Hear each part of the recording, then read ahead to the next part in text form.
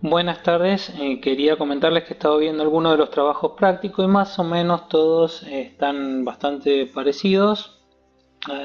Por ende, vamos a hacer este video para tratar de orientarlos un poco por dónde va el trabajo práctico.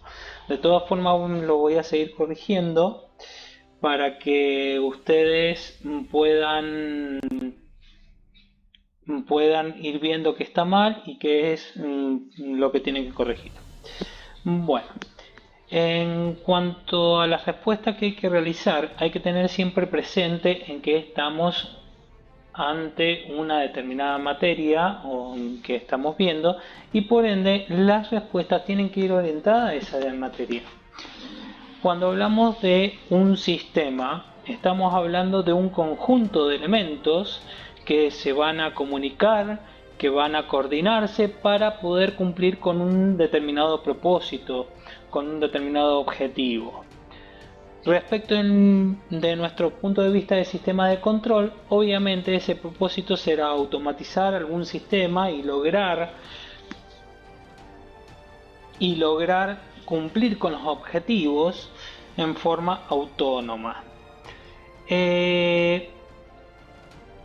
Para ello vamos a ir viendo en esta materia distintos elementos. Por ejemplo, acá nosotros tenemos un sistema que tiene como objetivo ser un sensor para el encendido de una lámpara.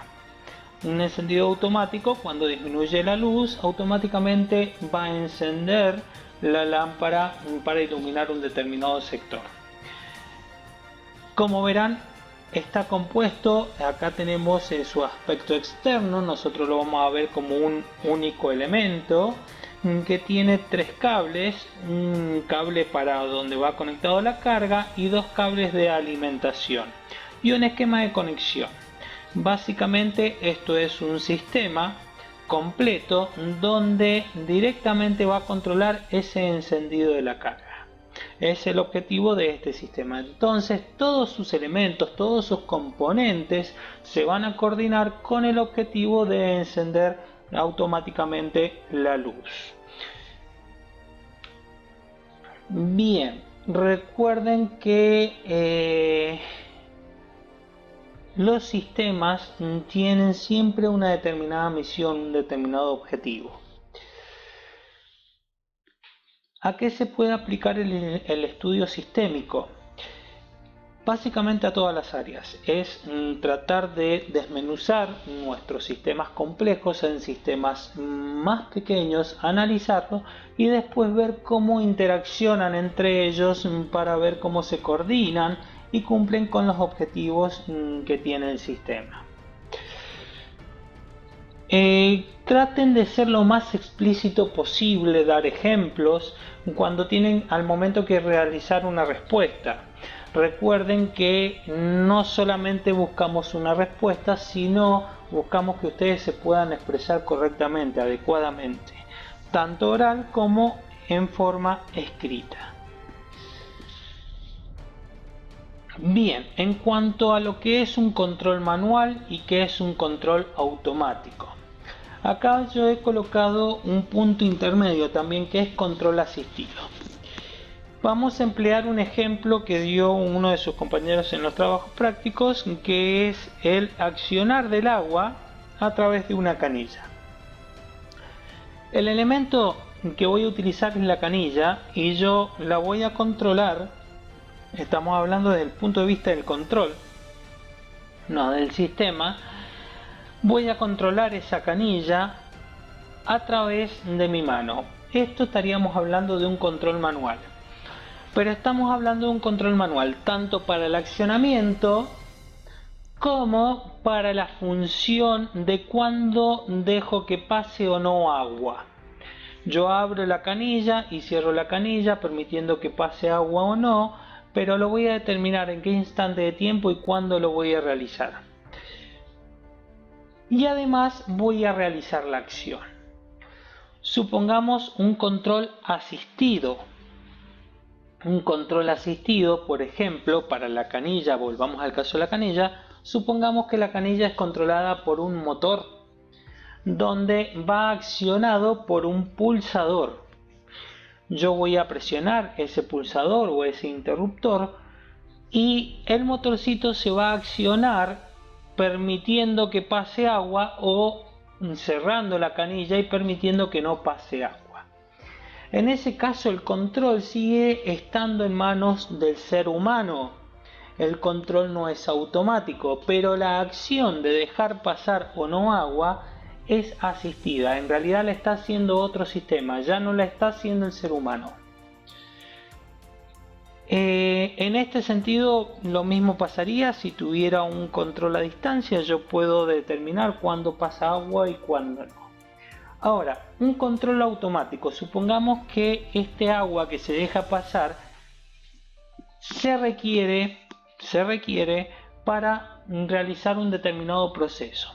Se debe mantener el nivel de una cuba de agua siempre estable, no debe faltar líquido en esa cuba.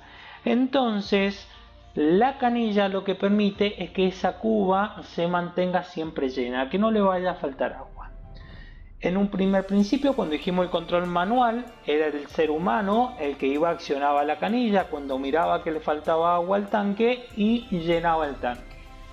El control asistido accionaba un botón y ese botón accionaba un mecanismo que permitía el paso del agua. Y un control automático.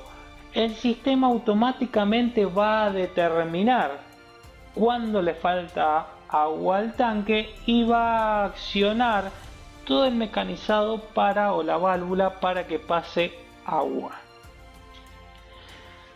En este caso estaríamos hablando de un control automático. O sea, no solamente tiene que haber un mecanismo, como también lo hay en el control asistido, que accione y permita el paso del agua, sino que también el sistema, para que sea automático, tiene que tomar la determinación de en qué momento va a pasar o no el agua. Bien, sigamos para la pregunta número 4. ¿Qué es un subsistema? Un subsistema es otro sistema que forma parte de un sistema mucho más complejo. Dijimos que en el estudio sistémico subdividíamos en pequeños sistemas que podíamos estudiar, ver cómo se vinculaban para poder entender de forma más sencilla y fácil cómo funciona todo ese sistema.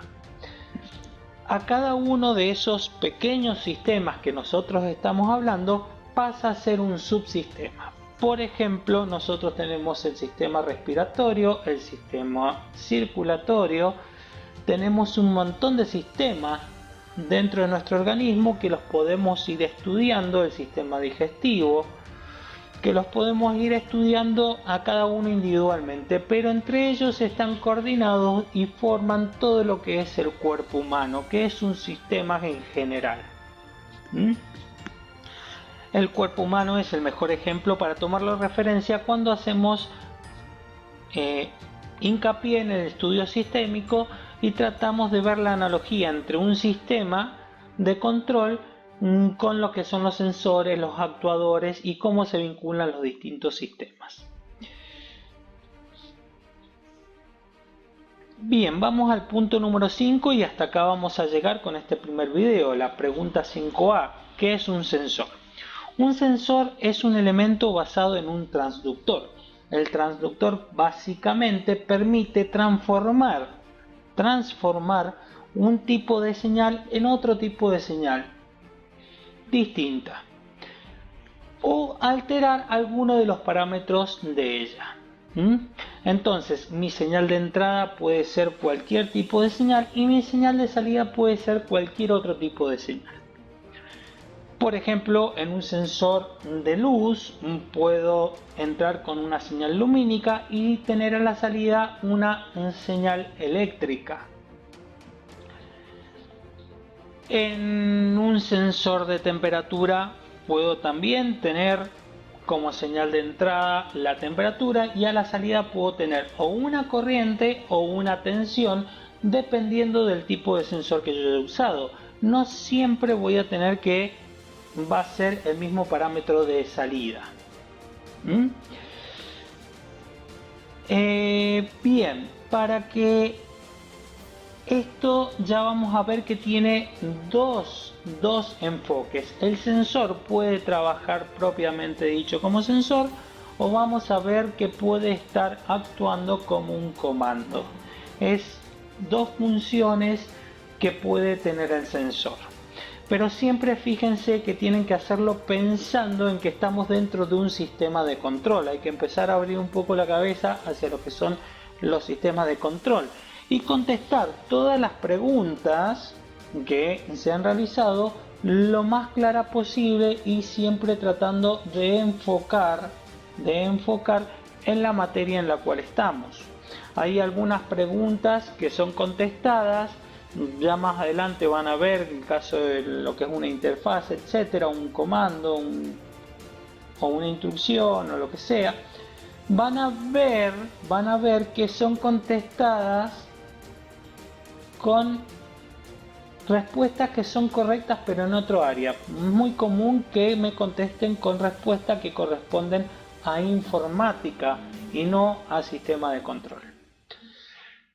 Bien, hasta acá llegamos. Ya voy a seguir corrigiendo y mandándoles más respuestas del trabajo práctico.